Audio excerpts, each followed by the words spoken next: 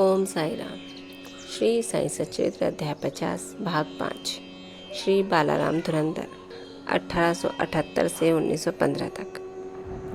Santa cruise Bombay के श्री बालाराम धुरंधर प्रभु जाति के एक सज्जन थे।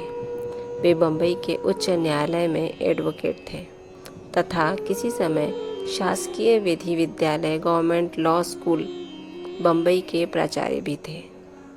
उनका संपूर्ण कुटुंब सात्विक तथा धार्मिक था।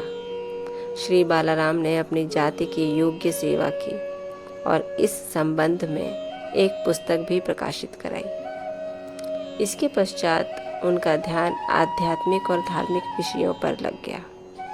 उन्होंने ध्यानपूर्वक गीता, उसकी टीका ज्ञानेश्वरी तथा अन्य दार्शनिक ग्रंथों का अध्ययन किया। वे पंढरपुर के भगवान विठोबा के परम भक्त थे। सन 1912 में उन्हें श्री साईं बाबा के दर्शनों का लाभ हुआ।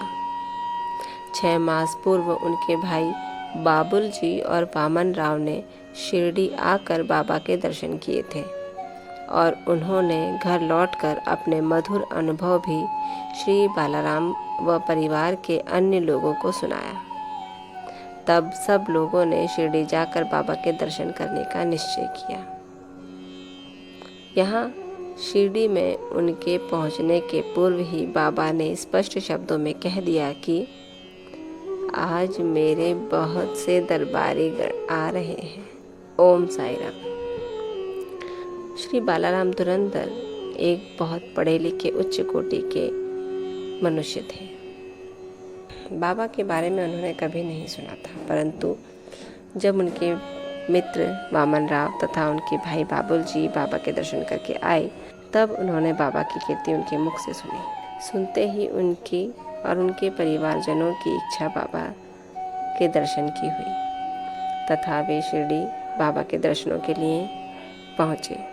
अब उन्होंने बाबा के किस प्रकार दर्शन किए, इसका अध्ययन कल अगले अंश भाग 5 के दूसरे अंश में होगा। तब तक ओम साई राम। बाबा आप सब पर कृपा रखें, आपको आशीर्वाद दे और कष्टों से दूर रखें। ओम साई राम।